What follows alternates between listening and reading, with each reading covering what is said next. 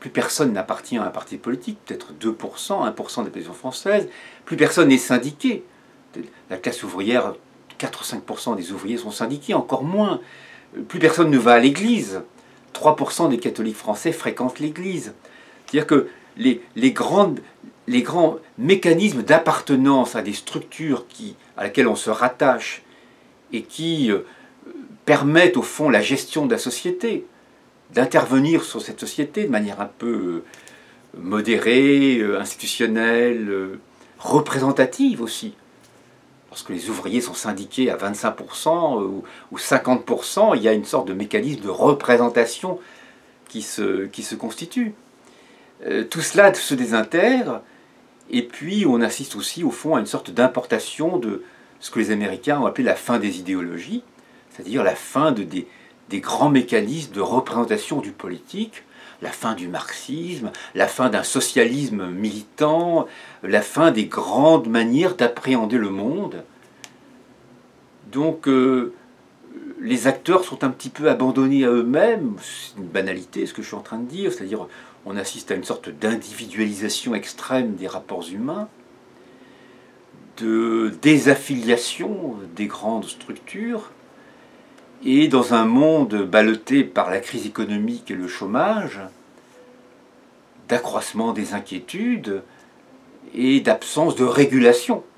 Régulation par l'État, régulation par les institutions, régulation par les partis politiques, régulation par les églises. Et au fond, cette espèce de dérégulation de l'ensemble de la société offre un cadre absolument parfait et dramatique à toutes sortes de dérapages fantasmatiques dont les crises récentes sont l'émanation, sont la preuve. Mais dans cette dérégulation, au lieu de débattre comme des citoyens, nous en venons presque à nous renifler les uns les autres comme des animaux. Alors je ne reprendrai pas cette expression qui est terrifiante.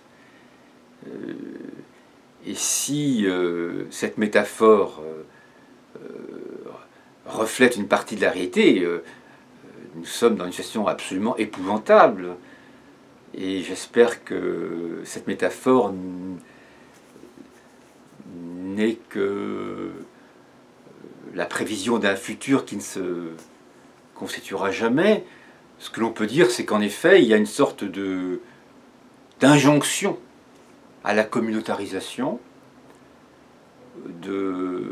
comme si les uns et les autres, nous devions être rangés dans des cases, et nous le sommes par la presse, par les masses médias, par les déclarations des hommes politiques, où les uns et les autres, nous sommes affectés à un ensemble réifié et communautaire, que ce soit la communauté musulmane, la communauté juive, la communauté catholique, les Bretons, ou les Corses, ou les Berrichons. C'est-à-dire, au fond, il y a des ensembles qui seraient dotés d'une personnalité collective qui dominerait l'ensemble des individus, qui s'y rattacheraient de force ou de gré et de force. Alors, il est évident que nous assistons à ce phénomène de réification des individus, qui est propice à des affrontements, malheureusement, et qu'il faut essayer de limiter, de combattre. Il faut s'élever de plus en plus, comme on le peut, dans la presse, dans les médias, dans les déclarations des hommes politiques. Il faut éviter de toute urgence un vocabulaire qui communautarise, qui réifie les appartenances, qui enferme les individus dans des catégories, comme le font malheureusement les journalistes tous les jours, les hommes politiques.